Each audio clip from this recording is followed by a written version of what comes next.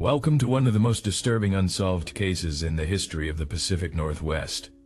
Before we begin, I invite you to leave in the comments where you are watching from and the exact time you are listening to this narration. We are interested in knowing which places and what times of day or night these documented accounts reach.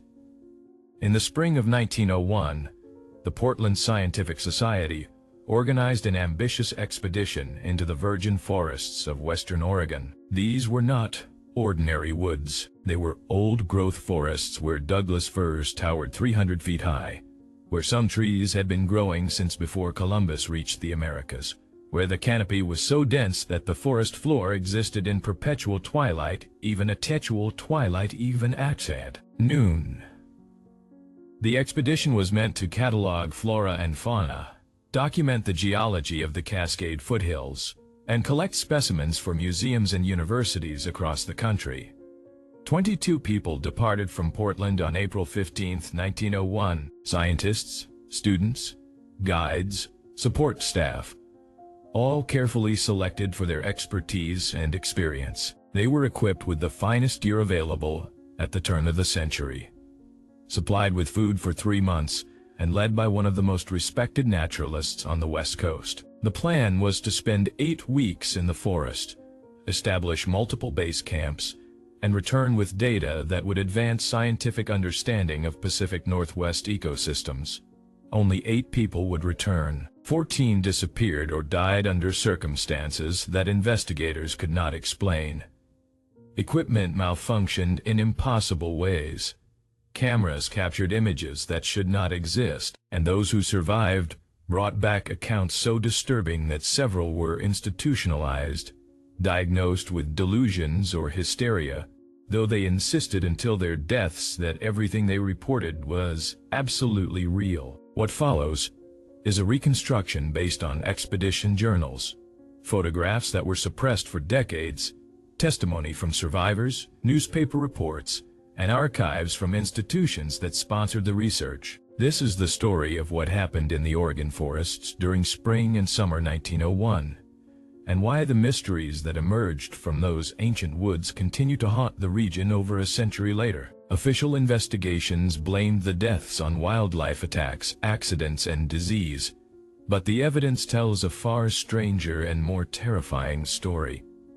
Portland in 1901 was a city transforming itself from frontier outpost to modern metropolis. The Lewis and Clark Exposition was being planned for 1905, and civic leaders were eager to demonstrate that Portland was a center of culture and learning, not just commerce and lumber. The Portland Scientific Society, founded in 1887, was part of this cultural advancement, an organization dedicated to studying the natural history of the region and promoting scientific education. The expedition was the brainchild of Dr. Malcolm Winters, a 52-year-old botanist who had studied at Yale and spent 20 years documenting plant species across the American West. Winters was particularly interested in the old-growth forests of Oregon, believing they contained plant species not yet cataloged by science. He had explored portions of these forests in previous years,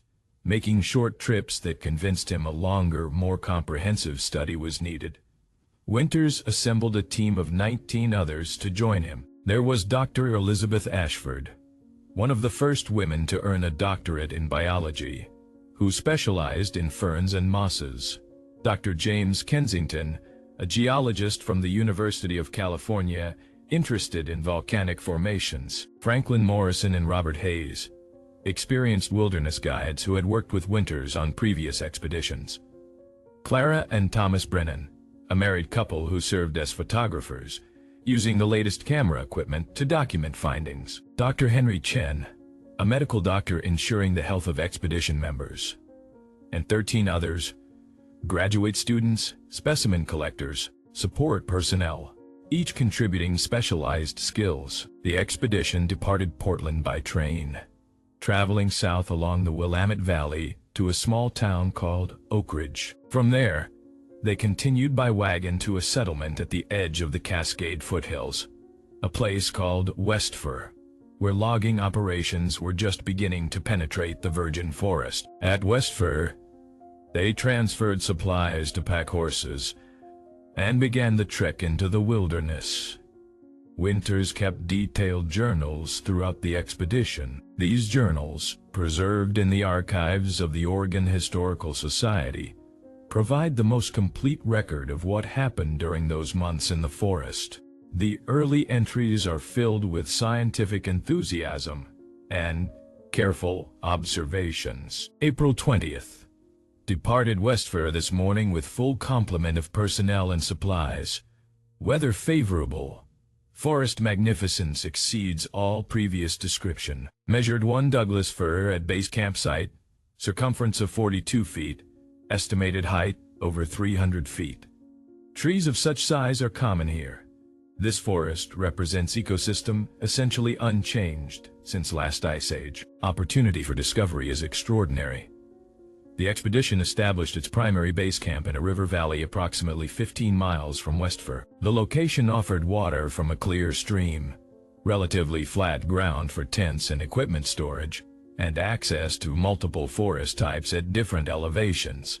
Winters organized the work methodically. Teams would venture out each day to different sectors, collecting specimens, taking measurements, making observations, and photographing notable features. All would return to base camp by evening for meals, discussion of findings, and preparation for the next day.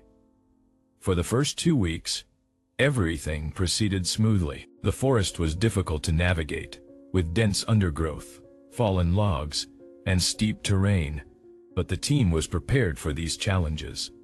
Winters recorded discovering several plant species that might be new to science. Elizabeth Ashford collected over 200 varieties of ferns and mosses, many rare.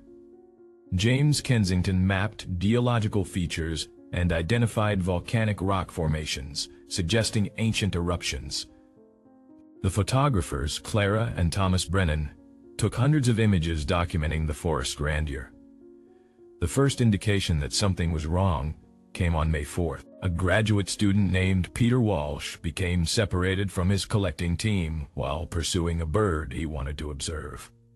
His companions searched for him for 2 hours before returning to base camp to organize a larger search. 20 people spent the rest of that day, and all the next combing the forest in expanding circles from where Walsh had last been seen. They found him on the afternoon of May 5th. Approximately 3 miles from where he had separated from his team. He was alive but in severe shock, barely responsive. Dr. Chen examined him and found no physical injuries, but Walsh's mental state was deeply disturbed. When he could finally speak, his story made no sense. He claimed that while searching for the bird, he had become disoriented.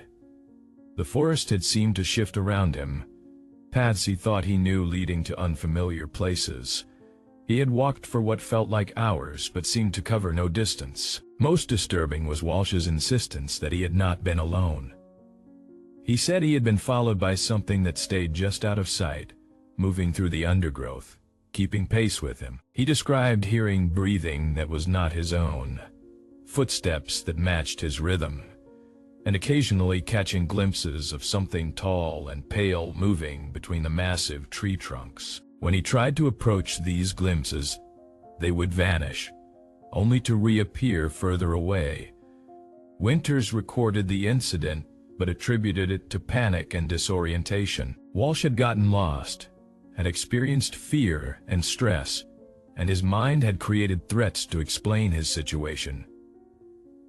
It was a reasonable interpretation, and Walsh himself admitted he might have imagined things, but the incident had rattled the team. That night in base camp, several people reported feeling watched, as if eyes observed them from the darkness beyond the campfire light.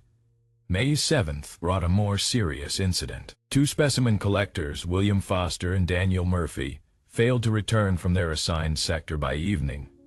A search party went out immediately but had to turn back as darkness fell. They resumed at dawn on May 8th, following the route Foster and Murphy should have taken.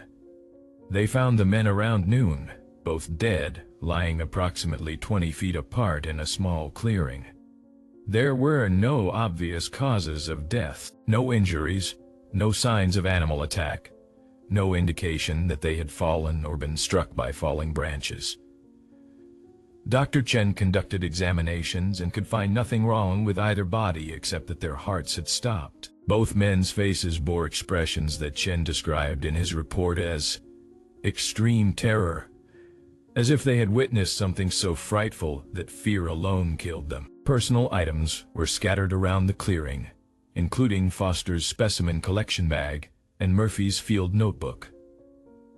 The notebook's final entry, written in increasingly erratic handwriting, read, "It followed us from the Big Cedar Grove. DC's at 2. Tall. Wrong shape. Not animal. Not human. Getting closer." Winters faced a difficult decision. 2 men dead under unexplained circumstances suggested serious danger. The prudent choice would be evacuate immediately. But Winters was a man of science, trained to seek rational explanations rather than yield to fear. He concluded that Foster and Murphy had encountered a bear or cougar, had panicked, and had suffered fatal heart attacks from the stress. It was an inadequate explanation, and Winters knew it, but it allowed the expedition to continue. He did, however, implement new safety protocols. No one would work alone or in pairs. All teams would consist of at least 4 people. Everyone would carry whistles to signal if separated, and all teams would return to base camp well before dusk, giving ample time for searches if anyone went missing. These protocols should have been sufficient to prevent further incidents. They were not. May 11th, one of the graduate students, a young woman named Sarah Mitchell, reported seeing something while collecting moss samples near a grove of ancient cedar trees. She described a figure standing among the trees approximately 50 yards away, watching her team. The figure was tall, taller than any human should be, and its proportions were wrong.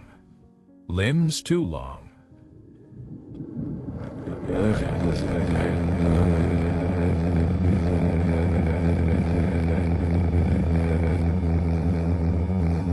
When Mitchell pointed it out to her companions, the figure remained visible for several seconds before stepping behind a tree trunk, too narrow to conceal something of its size. When the team investigated, they found nothing.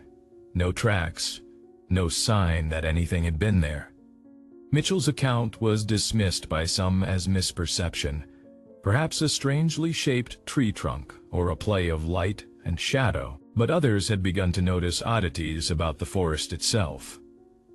Elizabeth Ashford reported that in certain areas, her compass would spin without settling on a direction. James Kensington observed that some rock formations appeared to be in different locations when revisited days later, though he acknowledged this must be errors in his mapping. The photographers, Clara and Thomas Brennan, developed several photographs that showed anomalies, areas of light or shadow that had not been visible when the images were taken, and in 3 photos what appeared to be a tall, thin figure standing among trees in the background, though no one remembered seeing such a figure when the pictures were taken. The tension in camp was rising. Some expedition members argued for immediate evacuation. Others wanted to continue the work, insisting that isolated strange incidents should not derail months of planning and significant financial investment. Winters tried to maintain balance, acknowledging concerns, while emphasizing that they had responsibilities to their sponsors and to science. He agreed to a compromise. They would continue working, but would concentrate activities closer to base camp, avoiding the more remote areas where incidents had occurred. This compromise held for about a week. Then on May 18th, everything fell apart. A team led by Robert Hayes, one of the experienced guides, was working in a sector less than 2 miles from base camp when they encountered what Hayes later described as an impossibility that I witnessed with my own eyes. and still cannot believe. The team had been examining a grove of especially large Douglas firs when they noticed that the forest had become completely silent. No bird calls, no insect sounds, no wind rustling through the canopy, just absolute silence. Then the mist came, rising from the forest floor despite clear skies and no water source to generate such fog. The mist was thick, dense enough to obscure vision beyond a few feet, and it had a faint luminescence, as if lit from within by some cold light source. In the mist, Hayes and his team saw figures, multiple figures, dozens perhaps, surrounding them in a circle. The figures were human-shaped but wrong, too tall and too thin, moving in ways that suggested joints bending in directions human joints do not bend. The figures did not approach but stood at the edge of visibility, watching, waiting. Hayes ordered his team to retreat, to move back toward base camp. As they did, the figures followed, maintaining their distance, keeping pace through impossibly dense undergrowth. The team made it back to camp. All 5 members arrived within minutes of each other, all reporting the same experience. They had been followed for nearly 2 miles by figures in mist. And only when they reached the clearing where camp was established did the mist dissipate and the figures vanish. Dr. Winters interviewed each team member separately, looking for inconsistencies that might suggest panic or shared delusion. The accounts matched in every significant detail. That night, the entire camp experienced the phenomenon. Around 10 p.m., mist began rising in the clearing, despite absolutely calm, dry conditions. The mist surrounded the tents and campfires, forming a wall of fog that enclosed the camp. In the mist, everyone saw the figures, dozens of them, standing just at the edge of vision, motionless, watching. They remained there until dawn, when the mist faded with the rising sun and the figures vanished as if they had never existed. The next morning, May 19th, Dr. Winters called a meeting. He announced that the expedition would be suspended. They would pack essential materials and evacuate the forest as quickly as possible. Some discoveries and collected specimens would have to be left behind, but survival took priority. No one objected. Even Winters, who had been most reluctant to acknowledge the danger, recognized that continuing was untenable, but leaving proved more difficult than anyone anticipated.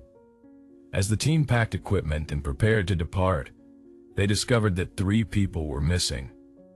Franklin Morrison, the second guide, Sarah Mitchell, the graduate student who had reported seeing figures, and Dr. Henry Chen, the medical doctor. All 3 had been in camp when people went to sleep. All 3 were gone by morning. No one had heard anything. No one had heard anything. No one had seen them leave. A search was organized, but it was brief and half-hearted. People were terrified, eager to leave, unwilling to venture far from the relative safety of the group. They called the missing persons names, searched the immediate area, and found nothing. After 2 hours, Winters made the painful decision to abandon the search. Morrison, Mitchell, and Chen would be listed as missing, and a proper search party could be organized from Westford. But the remaining 19 members of the expedition were leaving immediately. They departed base camp around noon on May 19th. The journey back to Westford should have taken 1 day, 2 at most if they moved carefully with loaded pack horses. It took 6 days. The forest seemed to resist their departure. Trails they had followed on the way in were no longer where they should be. Landmarks appeared in wrong locations. Several times they found themselves walking in circles despite following what their compasses indicated was a straight line. And they were followed. All 19 survivors reported seeing the figures, sometimes in mist, sometimes visible through the trees, even in daylight, always maintaining distance, but always present. At night, when the group camped, the mist would surround them, and the figures would stand in a circle, watching, waiting. No one slept. People kept fires burning and stayed huddled together, jumping at every sound. They lost more people during this exodus. On May 20th, Two graduate students, Peter Walsh, who had gotten lost earlier, and another young man named James Whitmore, disappeared during the night. They had been sleeping in a tent with 3 others. Their tent mates swore they had not left, but when morning came, Walsh and Whitmore were gone. On May 22nd, Dr. Elizabeth Ashford vanished while the group was walking. She had been in the middle of the column, surrounded by others, during a moment when everyone's attention was focused on navigating a difficult section of terrain. She was simply gone. No one saw her leave. No one heard anything. She was there, and then she was not. By the time the survivors finally stumbled into Westford on May 24th, only 14 people remained of the original 22. 8 people had died or disappeared in the forest. The survivors were dehydrated, exhausted, and in several cases barely coherent. Local residents took them in and sent word to Portland that the scientific expedition had returned with reports of disaster. The Portland Scientific Society dispatched officials to interview survivors and assess what had happened. What they heard disturbed them greatly. Accounts of figures in mist, of people vanishing without trace, of compasses failing, and trails changing, of a forest that seemed hostile to human presence and actively worked to prevent their departure. Some officials believed the survivors were telling the truth as they understood it. Others suspected mass hysteria or shared delusion brought on by stress and isolation. All agreed that the accounts, if published, would damage the society's reputation and potentially harm Portland's image as it prepared for the 1905 exposition. A decision was made to suppress the true nature of what had occurred. The official explanation, released to newspapers on June 1, 1901, stated that the expedition had encountered unexpected hazards, including dangerous wildlife and severe weather conditions, resulting in regrettable casualties. Specific details were omitted. Families of the missing were told that their loved ones had died in accidents, and that bodies could not be recovered due to difficult terrain. The Scientific Society paid death benefits and closed the matter. Dr. Malcolm Winters was devastated by the disaster. He had led the expedition, had made the decisions that put people in danger, and had initially dismissed warnings that might have saved lives. He resigned from the Portland Scientific Society in July 1901 and never conducted field research again. His journals from the expedition were sealed with instructions that they not be opened for 50 years. When they were finally unsealed in 1951, they revealed the full extent of what Winters had witnessed and his desperate attempts to explain it in scientific terms. In his final journal entries, written during the exodus from the forest, Winters abandoned scientific language entirely. He wrote, "We have intruded upon something ancient. The forest itself is aware of our presence. Or perhaps not the forest, but something that dwells within it. The figures we see are not spirits or ghosts, not in any superstitious sense. They are something else, something that exists in these woods, and has existed here far longer than humans have walked this continent. We are being observed, studied perhaps, or simply driven out as one might drive vermin from a house. Whatever they are, they do not want us here. They are taking our people one by one, and I have no power to stop it." The photographs taken by Clara and Thomas Brennan were also suppressed. The Scientific Society confiscated all photographic plates and negatives, claiming they needed to be properly cataloged and preserved. Most of these images remain in restricted archives, viewable only with special permission. But a few were copied before confiscation, and these copies reveal disturbing anomalies. Multiple images show tall, thin figures standing among trees, figures that were not visible to the photographers when the images were taken. Several photos show mist in locations where no mist should exist, and one image, taken at base camp on the final night, shows the camp surrounded by a circle of figures, dozens of them, all facing inward toward the tents, all identical in their impossible proportions. The survivors scattered after giving their statements. Most left the Pacific Northwest entirely, unable to live in proximity to the forests that had taken their colleagues. Several required long-term medical treatment for what doctors diagnosed as nervous exhaustion or traumatic hysteria. 2 were institutionalized permanently, their descriptions of what they had witnessed deemed too consistent and too detailed to be dismissed, but too impossible to be believed. Franklin Morrison, the guide who disappeared, was never found, nor were Dr. Henry Chen, Sarah Mitchell, Peter Walsh, James Whitmore, Dr. Elizabeth Ashford, or the other missing members of the expedition. Search parties organized by the county sheriff in June 1901 failed to locate the expedition's base camp or any trace of the missing people. The forest had apparently erased all evidence of human presence, reclaiming the valley where 22 people had lived and worked for weeks. In the years following the disaster, there were periodic attempts by other scientific organizations to explore the same region. All encountered difficulties. A botany expedition from the University of Washington in 1905 turned back after 3 days, reporting equipment failures and unsettling atmospheric conditions. A geological survey in 1912 completed its work but lost 2 team members who disappeared during the final night in the forest. A forestry assessment in 1923 was abandoned when the entire team experienced what they described as mass hallucinations involving figures in mist. By the 1930s, the area had developed a reputation among loggers, hunters, and foresters. It was known informally as the Dead Valley or the Silent Forest, names that reflected both its eerie quiet and its history of taking people. Logging companies avoided the area despite valuable timber, finding that crews refused to work there after reports of strange phenomena. Even the Civilian Conservation Corps, which built trails and facilities throughout Pacific Northwest forests in the 1930s, gave the region a wide berth. The creation of Willamette National Forest in 1933 brought the area under federal management. Forest Service rangers assigned to the region quickly learned that certain valleys should be avoided. Internal reports from the 1940s and 1950s document numerous incidents.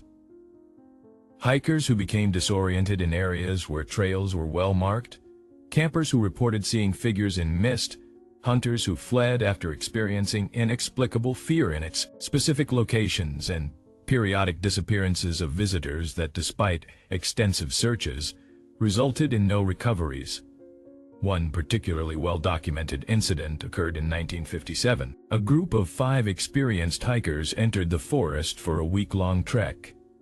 They carried maps, compasses, adequate supplies, and 2-way radios for emergency communication. On their 3rd day, they radioed for help, saying they were lost despite following marked trails. Rescue teams were dispatched immediately. The hikers' radio transmissions continued sporadically over the next 2 days. They reported that landmarks were not where maps indicated, that their compasses were malfunctioning, and that they felt they were being herded, pushed in directions they did not choose to go. The final transmission, recorded by Forest Service operators, was brief and disturbing.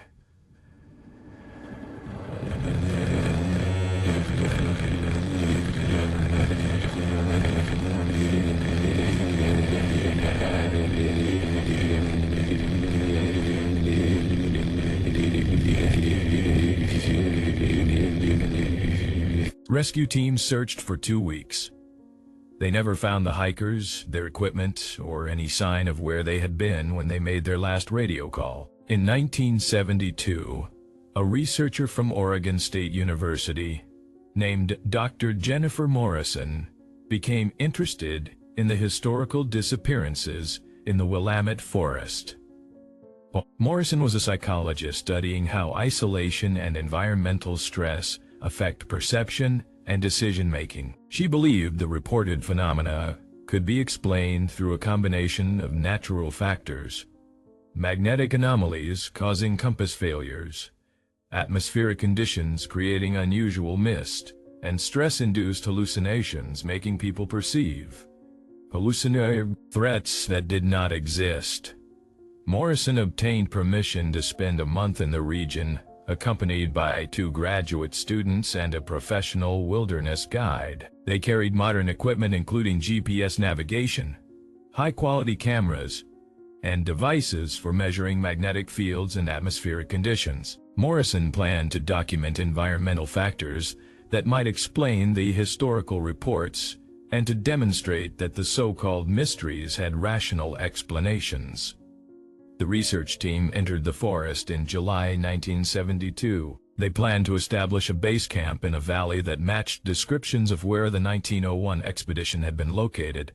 They would spend 4 weeks conducting measurements, taking samples, and documenting conditions. Morrison kept detailed notes intended for publication in academic journals. For the first week, Morrison's research proceeded as planned. She documented some unusual features: slightly elevated magnetic field readings in certain locations, pockets of cold air that persisted in valleys despite summer heat, and areas where mist formed even on clear days. But these anomalies seemed minor, interesting but not inexplicable. Morrison's notes from this period expressed satisfaction that she was finding natural explanations for phenomena that had been perceived as supernatural. On July 15th, Morrison's notes take on a different tone. She describes an incident where her team encountered mist that rose suddenly in a clearing. In the mist, she writes, they saw what appeared to be figures. Morrison is careful to note that these were probably shadows, trees visible through the fog, or perhaps condensation patterns creating pareidolia. But she admits that the figures seemed to move, to shift position, to watch the team. She writes, I understand why earlier observers might have interpreted these visual artifacts as something threatening. In the moment, with limited visibility and unexpected fog, the human mind imposes patterns that seem purposeful. This is precisely the kind of perceptual error I came here to document. But Morrison's certainty erodes in subsequent entries. On July 18th, she writes, GPS devices malfunctioning. Both units showing impossible coordinates. Compasses unreliable. Have switched to celestial navigation. The guide, who knows this forest well, admits he is uncertain of our exact location. This is concerning, but not yet alarming. Will recalibrate equipment.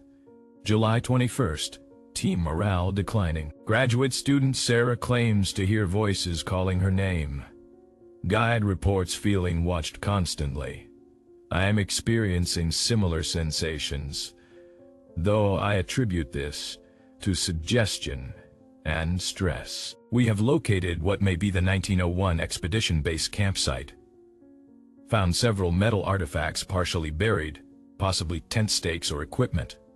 Will excavate tomorrow for closer examination.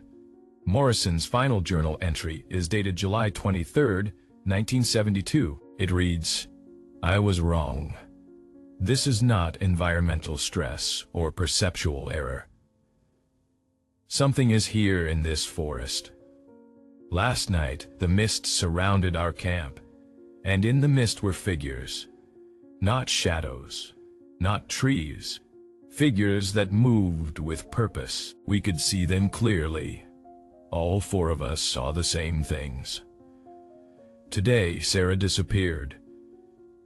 She was in camp, visible to all of us, and then she was not. We are leaving immediately. Whatever I thought I would prove here, I was mistaken. Some places should not be studied. Some mysteries exist because they are real. Dr. Jennifer Morrison and her 2 remaining team members made it out of the forest on July 26, 1972. They were disoriented and exhausted but physically unharmed. Morrison refused to discuss her findings beyond a brief statement acknowledging that one team member, graduate student Sarah Chan, had become separated from the group and could not be located despite immediate search efforts. Morrison withdrew her research proposal, returned her grant funding, and never published anything about her time in the forest.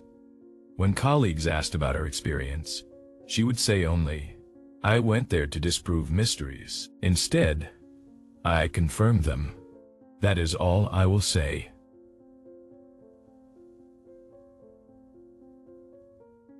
Sarah Chin, the missing graduate student, was never found despite extensive searches. Her disappearance, added to the historical record, brought the total number of people who had vanished in that specific region of the Willamette Forest to over 40 since 1901. Today, the area remains part of Willamette National Forest. It is accessible to hikers and campers, though few venture into the most remote sections. Forest Service maps mark trails, but certain valleys are conspicuously absent from these maps, as if the cartographers decided those areas were better left undocumented. Rangers who work in the district learn quickly that some locations see disproportionate numbers of incidents. They learn which areas to avoid patrolling alone, and they learn not to discuss the anomalies with outsiders, maintaining a professional facade of natural explanations, while privately acknowledging that some parts of the forest behave in ways that should not be possible. The mysteries that haunt the Oregon forests today are the same mysteries that destroyed the 1901 scientific expedition. People continue to disappear, vanishing without trace in terrain that should be thoroughly documented and easily searchable. Strange phenomena continue to be reported: mist that rises on clear days, compasses that spin without settling, figures that appear in photographs but were not visible when images were taken. And despite over a century of investigation, no satisfactory explanation has emerged for why certain places in those ancient woods are so consistently dangerous. What were the figures that the 1901 expedition encountered? What took 14 people from Dr. Winters' team? What continues to take hikers, campers, and researchers who venture into specific valleys in the Willamette Forest? Science has no answers, only theories that fail to account for all the evidence. The indigenous peoples who lived in these forests before white settlement had names for beings that dwelt in old-growth groves, spirits or entities associated with the most ancient trees. They had warnings about places where humans should not go, boundaries that should not be crossed. These warnings were dismissed as primitive mythology by those who came later, who assumed that science and rationality could explain and control any natural phenomenon. The survivors of the 1901 expedition learned that this assumption was wrong. So did Dr. Morrison in 1972. So have dozens of others over the decades who entered those woods confident in human knowledge and technology, only to encounter something that exists outside the framework of accepted science. The Oregon forests, particularly the old-growth sections that have stood for thousands of years, harbor mysteries that resist explanation. The trees are ancient. What dwells among them may be more ancient still, and some secrets, some territories, should perhaps remain unexplored. Some boundaries should remain uncrossed, regardless of how deeply human curiosity desires answers. If you ever find yourself in the old-growth forests of Oregon, if you walk among Douglas firs that have stood since before European discovery of the Americas, remember the 1901 expedition. Remember that 22 people entered those woods with the finest equipment and knowledge of their time.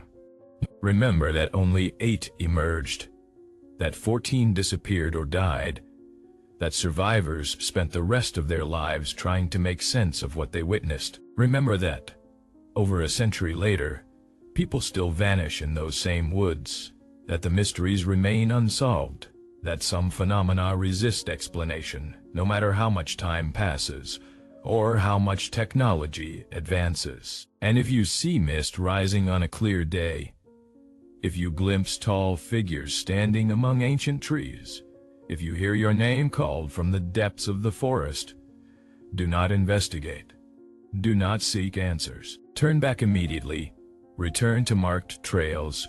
Return to safety, because whatever took those 14 people in 1901 is still there, still watching from among the trees, still taking those who ventured too deep into territories that belong to something far older than humanity. The mysteries remain unsolved because they are real, because they persist, because they will outlast all our attempts to understand them. Some places are simply not meant for humans to fully explore or comprehend. The Oregon old-growth forests are one such place. Beautiful and terrible, inviting and deadly, holding secrets that have remained hidden for millennia and will remain hidden for millennia more.